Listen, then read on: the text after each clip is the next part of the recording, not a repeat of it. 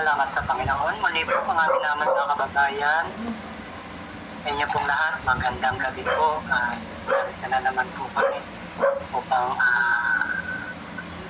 maglingkod sa Panginoon na maibahagi po yung kanya pong mabuting balita. Yung salita ng Panginoon na nakalagay po sa kanya nakasulatan sapagkat ito po ay napakahalaga. Pagkat ang Diyos po ay mabuti, ang ibig niya po ang lahat po ng mga tao ay maligtas at makaalam po ng katotohanan. Kaya salamat sa Panginoon sa kalakasan, kapayapaan, kaligtasan, sa lahat ng mabuting bagay na galing sa Panginoon. Mapurin daw ang kanyang pangalan na ilan po sa nakikita. Hindi po sa inyo pong lahat, namin po namin kayo na samahan niyo po kami na tayo po ay magbulay-bulay po ng salita ng Panginoon. Alamin po natin kung ano ba yung kalooban niya. Yung po yung pinakamalaga na malaman po natin yung kalooban ng amang na sinabi. Kaya narito na lang po ang aking kapatid, Brother Orly, na nakasama ko po. Brother Orly. Muli po mga kababayan, mga minamahal, magandang gabi po sa inyong lahat. Ako po muli si Brother Orly at narito po kami po ay patuloy na maglilingkod sa Panginoon at magpapahayag ng kanyang katuwiran at kabutihan po. Kaya halina po kayo mga minamahal at tayo po ay makinig ng salita ng Diyos sa gabing ito. Naway sumayin niyo po ang kapayapaan ng Panginoon, ang pagpapala at ang patuloy na habag ng Diyos sa bawat isa sa atin at sa lahat ng may mga karamdaman naway mahabag po ang Panginoon. God bless you po sa inyong lahat mga kababayan. Okay po, salamat sa Panginoon. At yung nga po napakaganda po na samantalahin po natin yung panahon sapagkat ang mga araw po ay masasama. Dito nga po sa aklat po ng Kolosas, kabanatang 4, sa talatang 5, ang sabi po rito, magsilakad kayo na may karunungan sana nga sa labas na inyong samantalahin ang panahon. Dito po ay sinasabi po ni Apostol Pablo doon sa mga taga-Kolosas, lumakad ng may karunungan. Ano po, napakaganda po lang, di ba po yung pinahagi po namin nung nakaraan, yung pagkatakot sa Panginoon ay pasimula ng karunungan. Opo. Kailangan talaga may karunungan po tayo. Yung karunungan po galing sa Panginoon. Hindi po yung sarili po nating karunungan. Kasi yung iba po, ginagamit po yung sariling karunungan. Ano po. Kaya marami pong mga nalilito, naliligaw. Kasi ginagamit nga po yung sariling karunungan po ng tao. Dapat yung karunungan po natin galing sa Panginoon. Ano po. Sabi po rito napakalinaw po, magsilakad kayo ng may karunungan sana nga sa labas na inyong samantalayin ang panahon. Kaya habang may panahon pa, habang may pagkakataon, samantalayin po natin na maibahagi po natin yung mabuting balita at salita po ng Panginoon. Pagkat ito po'y napakaganda. At ang ulat po ng Roma, kabanatang 12, talatang 1-2, sabi po rito, kaya nga mga kapatid, ipinamamani ko sa inyo, alang-alang sa mga kahabagan ng Diyos na inyong iharap ang inyong mga katawan na isang haing buhay, banal, na kaaya-aya sa Diyos, nasa ninyong katampatang pagsamba. Ito po, pagsamba po, Brother Orly, ano po? Sabi nga dun sa Mateo na ating pong pinag-aralan na karang araw, no? Mateo ay sa aklat po ni Juan, kabanatang 4, na yung tunay na mananamba. Sinasamba nila yung hindi nila nalalaman. Ano po? Yung mga tao po hindi po nila alam kung sino yung sinasamba nila. Ang sabi ng Panginoon, sinasamba nyo hindi nyo nalalaman. Ang sabi ng Panginoon, ang Ama ay dapat sambahin sa Espiritu na katotohanan. Dito po yung pagsamba. Ano po? Ang pagsamba po, Brother Orly, ang sabi, iharap ang katawan na isang haing buhay, banal at kaaya-aya na siyang katampatang pagsamba. Yung pala yung pagsamba, Brother Orly, dapat yung katawan po natin, buhay, na po, haing buhay. Tapos, banal. Ano po? Yung iba, wala na pong kabanalan Ano po, sabi, pakabanalin mo sila sa iyong salita. Ang salita mo ay iba po, sabi na po Katotohanan.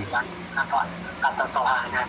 Opo. Kaya yung pagsamba po, dapat yung katampatang pagsamba, dapat kaaya-aya sa Diyos. Kailan po dapat kaaya-aya sa Diyos, Brother Orly? Tuwing sasamba lang po ba? Hindi O po. kailangan araw-araw? Ano po, dapat araw-araw po kaaya-aya sa Diyos. Opo. Diba po?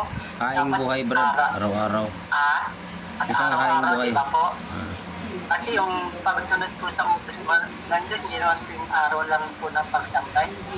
Araw-araw, kahit nagtatrabaho, nag-aaral, hindi ginagawa. Pagsamba po yung kapag ang sabi, iharap yung katawan na isang haing buhay, banal, na aya-aya. Yun yung katampatang pagsamba. Opo. Katampatang pagsamba. Ano po? Opo. At ang sabi po si talatang 2, at huwag kayo magsiayon sa sanglibutan ito, kundi mag-iba kayo sa pamamagitan ng pagbabago ng inyong pag-iisip upang mapatunayan ninyo kung alin ang mabuti at kaaya-aya at lubos na kalooban ng Diyos. Tingnan niyo po, Brother Orly, Opo. pagsamba, ano po, haing buhay, yung katawan, banal, tapos kaaya-aya sa Diyos. Tapos, ang sabi po ni Apostol Pablo dun sa mga taga-Roma na po, pinaalalahanan niya po mga nanampalataya po ito, brother. Opo. Ang sabi sa kanila, huwag kayong magsiayon sa sanglibutan. Huwag aayon, huwag makikiisa. Ano yung ginagawa ng sanglibutan, huwag kang aayon. Sabi, Opo. huwag kayong magsiayon sa sanglibutan ito. Anong gagawin?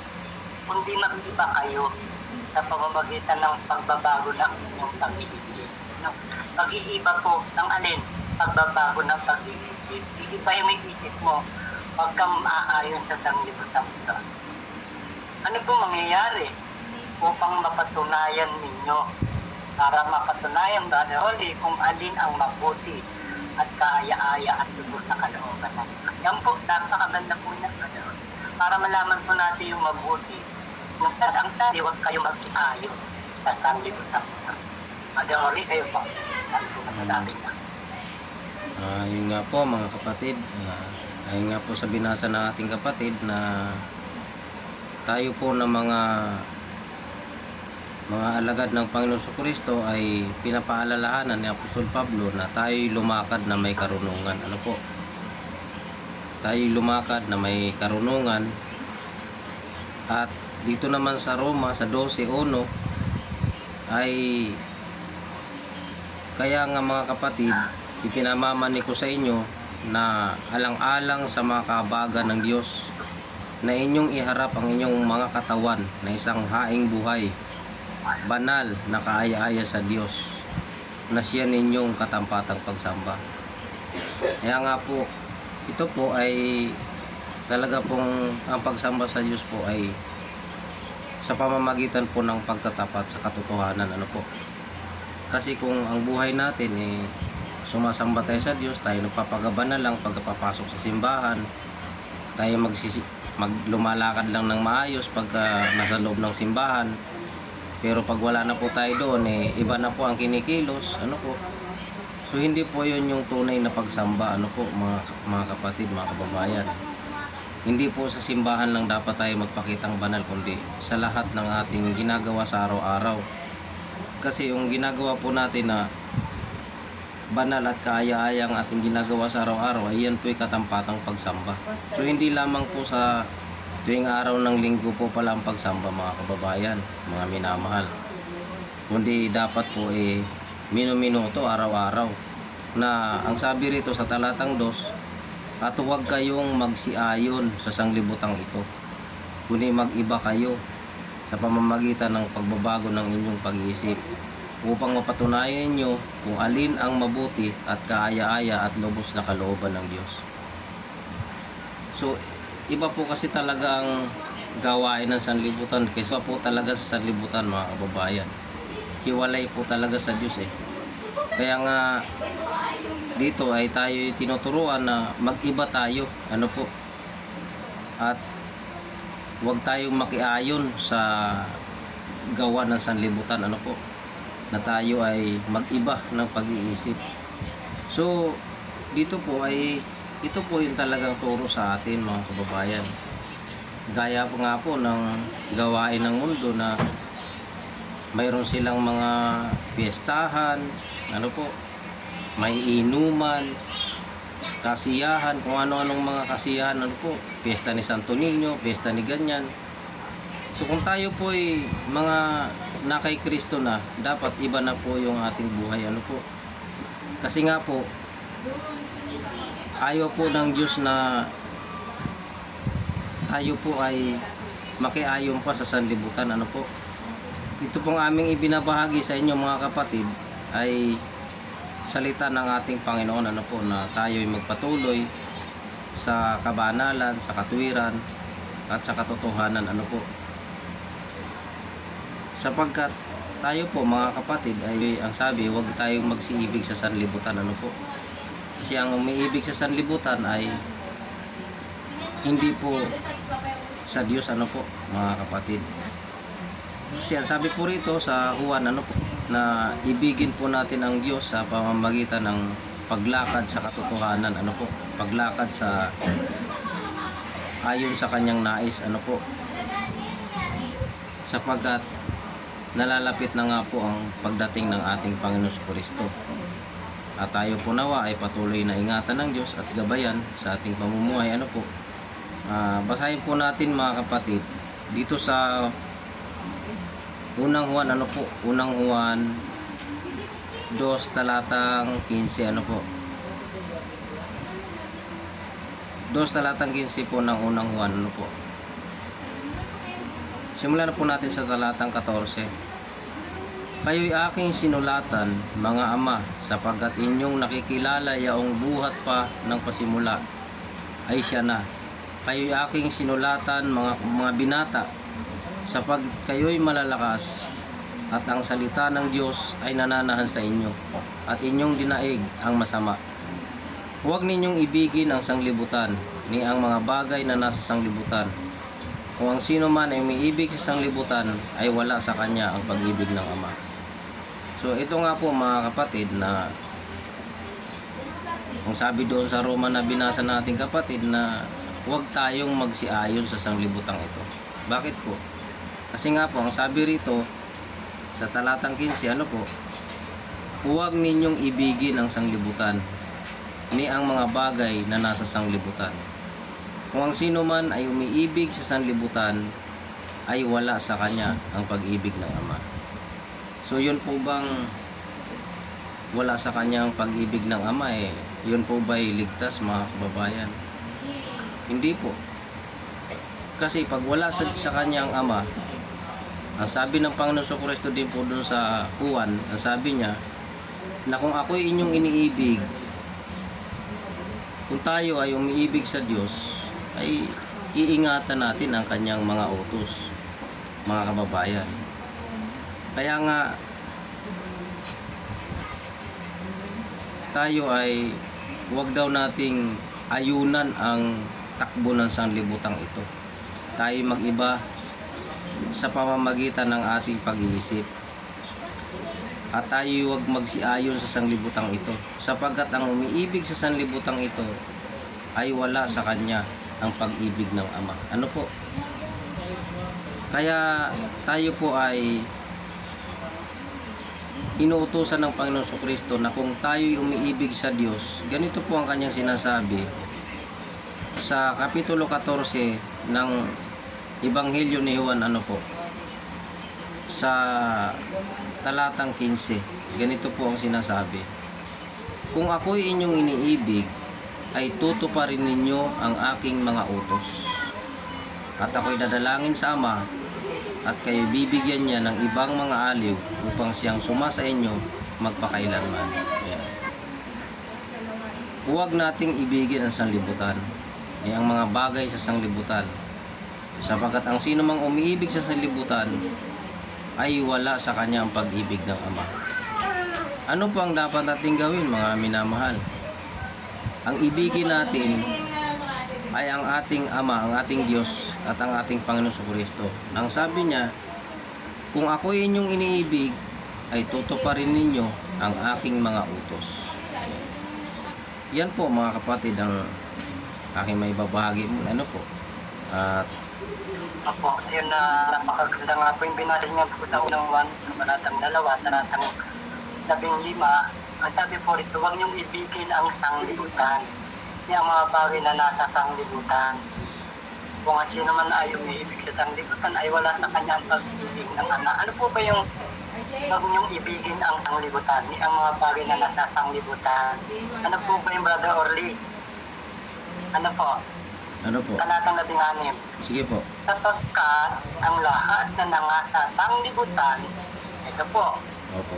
masamang pita ng laman, masamang pita ng mga mata, ang kapalaluan sa buhay ay hindi mula sa Ama kundi sa sanglibutan. Opo. At ang sanglibutan ay lumilipas. Opo. At ang masamang pita niyaon dadapot ang gumagawa ng kalooban ng Diyos ay nananahan magpakailanman. Tingnan niyo po, malinaw po. Amen. Ang sanglibutan ay mawawala po yung sanglibutan, Brother Oli. Opo. Saka yung mga masamang pita, dadapot ang gumagawa. Ano po? Gumagawa, Brother Oli, patuloy po. Ng kalooban ng Diyos ay nananahan magpakailanman. So, Amen. pinapakaganda po ito. Gumagawa ng kalooban ng Diyos. Para malaman ko natin mabuti at yung kaaya-aya at lubos na kalooban ng Diyos ay huwag kayo magsiayon sa sanglibutang ito. Napakalinaw po, no? Opo. Mga minaman, mga kababayan. Kaya yung sanglibutan po, marami po nakatingin po sa mga bagay na pang sanglibutan eh. Kasi na po sila, yun ang mata po nila, isip po nila, yun po, nakapokus ano po, sa sanglibutan. Yung mga bagay na pang sanglibutan. Yung iba po, hindi na po nakikinig na salita ng Diyos, hindi na sumunod sa utos ng Diyos, wala nang takot sa Diyos. Kaya nga, pasama na po ng pasama yung sanglibutan eh. Ano po, Opo. marami po mga tao, pasama na po ng pasama, Brother Orly. Opo. Talagang iniibig na po ng marami yung sanglibutan sa mga bagay na sanglibutan. Dito po sa aklat po ng Hebreo, Brother Orly, Sige po. kabanatang 10, talatang 22, ang sabi po rito, aklat po ng Hebreo, kabanatang 10, talatang 22, patuloy po ang sabi po rito, tayo magsilapit na may tapat na puso sa lubos na pananampalataya ng ating mga puso ay winisyakan mula sa isang masamang buti at mahugasan ng ating katawan ng daligitan at tubig na ating inatang matibay. Ganyan po, inatang matibay ang pagkakilala ng ating pag-asa upang huwag mag-alinlangan sa inatang matibay, Brother Orly. Opo. Yung pagkakilala sa pag-asa, ano po? Dapat matibay po yun. Matibay, huwag mag-aalinlangan.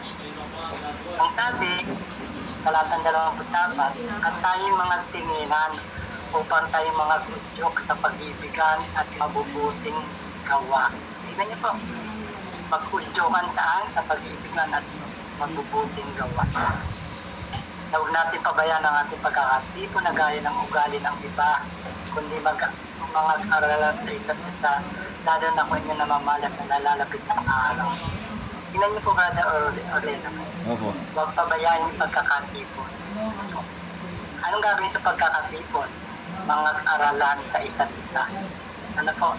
Yung pagtitipon pala, Brother Orly, mga aralan sa isa't isa. Opo. Pagkaaralan po yung salita po ng Diyos. Aalamin, susuriin po yung salita po ng Diyos. Ano po? Kaya nga, yung sa aklat po ng yung pagtitipon po, Brother Orly, pag-aaral po yun. Mga aaralan sa isa't isa. Opo. At mag-uudyokan sa pag-ibigan at mabubuting gawa. Mabubuting gawa po yung uudyo sa pag-ibigan. Hindi po Opo. masasamang gawa. Yung iba po, masasamang gawa na po yung kanilang ginagawa. Nagsasalita na po na masama sa mga nakasama po nilang matagal sa pagsamba. Kaya-way-walay. Tapos pinagsasabihan po nila ng masama na po. Nakakita na po sila ng masama. Eh, hindi po ganun. Dapat po yung pagtitipon po ay dapat po nang-aaralan sa isa't isa. At teory ay po. talaga pong mga kapatid, yung mga aralan sa isa't isa ay tunay nga po na sa pagtitipon sabi naman ng Panginoon Kristo na ang pagtitipon ay hindi naman po paramihan kundi ang pagtitipon ay sa pangalan ng Panginoon Kristo. Kahit dalawa lang po o tatlo, basta ang pagtitipon ay sa pangalan ng Panginoon Kristo, ay yun po ang mahalaga eh. Kasi anin mo naman po yung napakarami nilang nagtitipon, pero ang aral naman po ay kasinungalingan, wala rin po yun mga kapatid. Kaya ang sabi po ng Panginoon Kristo dito sa Mateo, sa Mateo 18 talatang 20, ganito po ang sinasabi: sapagkat kung saan nagkakatipon ang dalawa o tatlo sa aking pangalan, ay naroon ako sa gitna nila. So, dito po mga kapatid na sinasabi nga na huwag nating kaligtaan ang ating pagkakatipon na gaya ng ugali ng iba, kundi mangag-aralan sa isa't isa. So yung pag-aaralan sa isa't isa ay napakahalaga po. Ano po yung pag-aaralan? Ang sabi ng Panginoon Kristo, dalawa o tatlo nagkakatipon sa aking pangalan. So may mga nagkakatipon po kasi hindi naman po sa pangalan ng Panginoon Kristo, sa ibang pangalan po. So wala pong kabuluhan yun mga kapatid. Ang mahalaga po kasi na pagtitipon, kahit dalawa lang po sila o tatlo sila, basta ang mahalaga po ay sa pangalan ng Panginoon Kristo. Paano po ba yun? Binasa po natin mga kapatid nung nakaraan ang pagiging tanda ng pagiging tunay na alagad ng Panginoon Kristo ay yung nagsisipanatili sa kanyang salita. Kaya mapatunayan natin na tayo ay nananahan sa aral ni Kristo, sa aral ng Panginoon Kristo, kung tayo ay nanatili sa kanyang salita at tayo'y kinikilala ng Panginoong Kristo na tayo'y kanyang tunay na mga alagad. Kaya ganun po yung nararapat nating buhay na makilala sa atin kung paano po ba tayo nangag-aralan, nagtitipon sa isa't isa. Nagtitipon at nag-aaralan sa isa't isa. Ano po yun?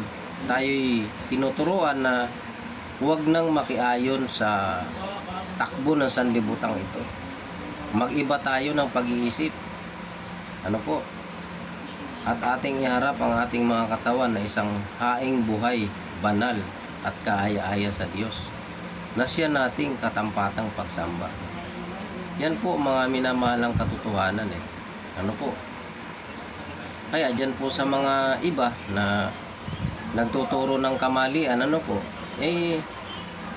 sinabi rin po ng Panginoon yan sa 2 Juan na ang sino mang nagpapatuloy, dito po sa 2 Juan, sa talatang 9. Sabi rito, ang sino mang nagpapatuloy at hindi nananahan sa aral ni Kristo ay hindi kinaroroonan ng Diyos. Ang nananahan sa aral ay kinaroroonan ng Ama at gayon din ng Anak. Ayan. Kaya po, maliwanag po na ang turo po talaga na dapat pag-aralan sa isa't isa, yung pag-aaralan, ay yung katotohanan, yung aral ng Panginoong Kristo, na tayo dapat ay namumuhay ayon sa aral ng Panginoong Kristo, na nagtitipon ayon sa kanyang pangalan. Ano po ba yung sa kanyang pangalan? Sapagkat si Kristo yung daan. Inaangkin po natin yan, di po ba? Marami pong nag-aangkin na si Kristo ay siyang daan natin, siyang ating daan. Anong klaseng daan po ang ating Panginoon Kristo? Siya po'y daan, katotohanan, at buhay. Walang makaparoroon sa Ama kung hindi sa pamamagitan niya. So, kung tayo ay nagtitipon sa pangalan ni Kristo, sa pangalan ng ating Panginoon Kristo, sa anong pamamaraan po? sa pamamagitan po ng katotohanan. Ayan.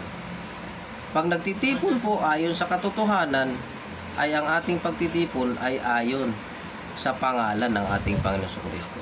Bakit po? Ulitin ko lang po. Juan 14:6, ano po? Ako ang daan, ang katotohanan, at ang buhay. Sino man ay hindi makaparoroon sa Ama kung hindi sa pamamagitan ko. Yan po. Kaya kung paano po natin mapapatunayan ang ating pagkakatipon ay naaayon sa Panginoon Kristo.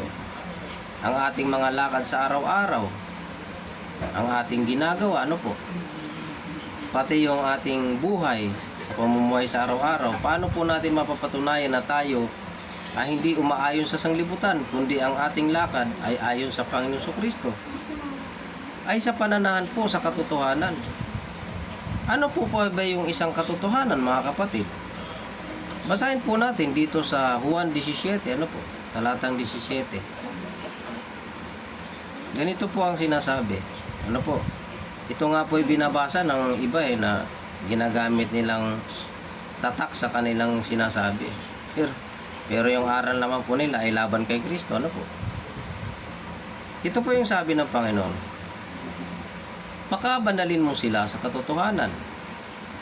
Ang salita mo ay katotohanan. Yan po. Ang Panginoong Kristo po kasi, kaya siya yung daan, katotohanan at buhay. Bakit po? Siya po kayong sa pasimula kasi siya po yung salita. Juan 1, talatang 1. Siya po yung salita. Siya po yung katotohanan. Siya po yung daan, katotohanan at buhay. Kaya ang ating pamumuhay po ay dapat naaayon sa katotohanan. Ang ating pamumuhay ay ayon sa katotohanan sa pangalan ng ating Panginoon Kristo. Kung tayo ay nagtitipon sa araw-araw, nagtitipon, nagpupuri, ay ihandog daw natin yung ating mga katawan na isang haing buhay. Sa anong paraan po? Banal at kaaya-aya na siya nating katampatang pagsamba. Sa anong paraan po? Tayo'y nagpapakabanal. Paano pong klaseng pagpapakabanal? Nananahan sa salita ni Kristo. Sabi niya, Juan 17,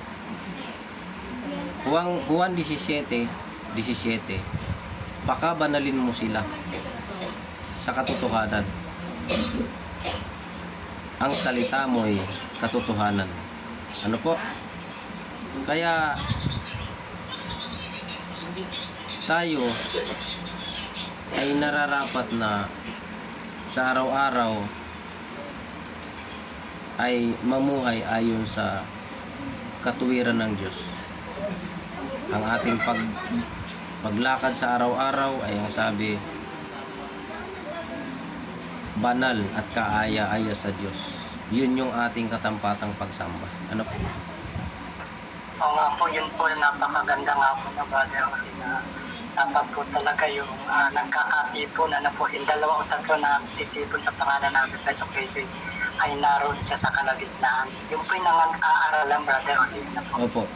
Kaya lang po, makikita po natin na marami na po tao na kasama na po ng pasama, marami ng loloko, marami ng mga dadaya, at sila rin ang mga dadaya. Brother Oli, kasama na po ng pasama. Marami na po magdaraya, marami na po mangloloko. Kahit po yung mga nasa reliyon, yung mga nagpapakilala sa Diyos, marami na rin po ng loloko. Di ba po, Brother Oli? Marami na pong nanglilinlang, marami na pong nanliligaw po.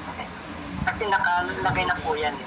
Sabi po rito, dadapat ang masasamang tao at ang mga magdaraya ay lalong sasama ng sasama. Pasama ng pasama po ganoon.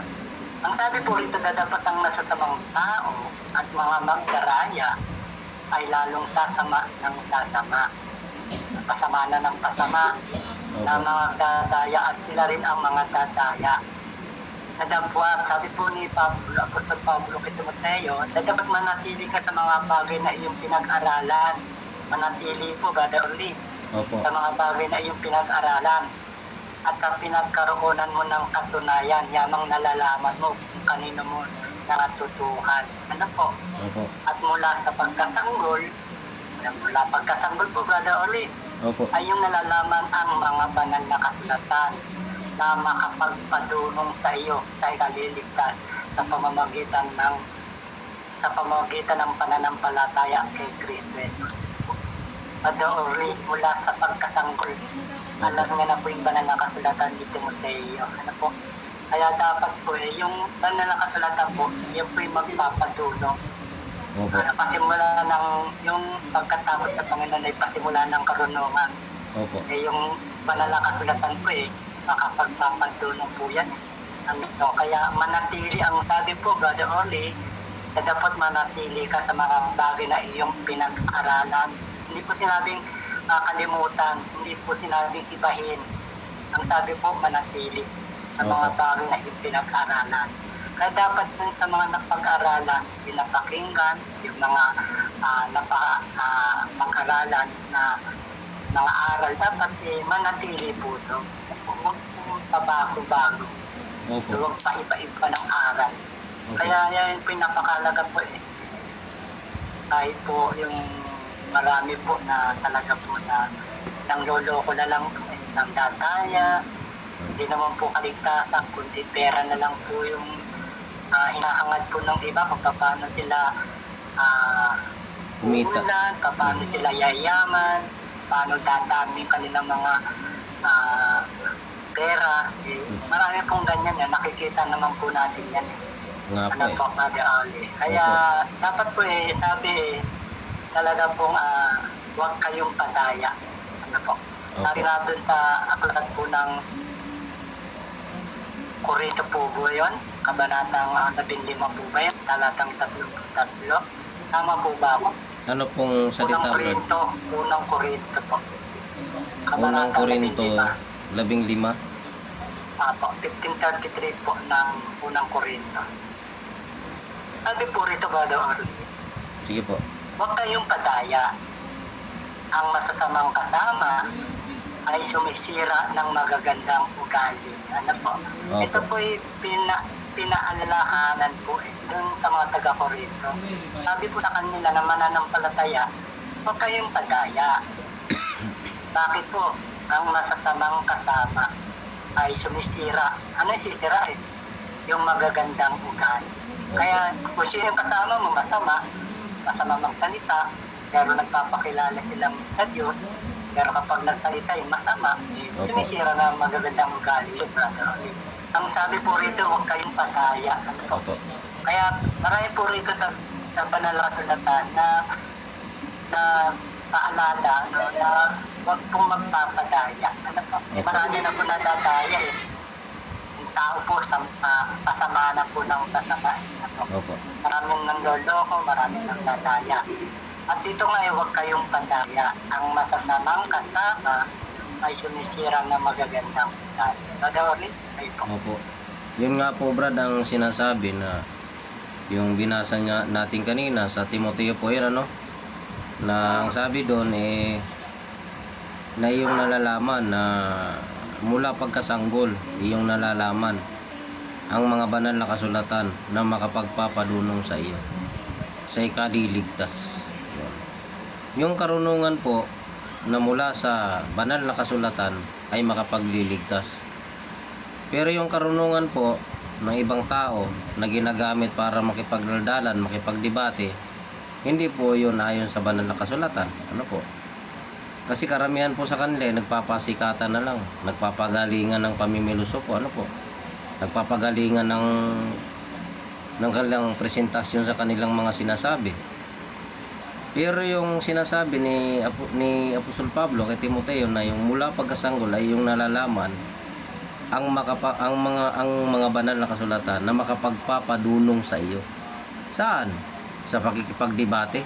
Hindi po. Sa ikaliligtas. Sa ikaliligtas.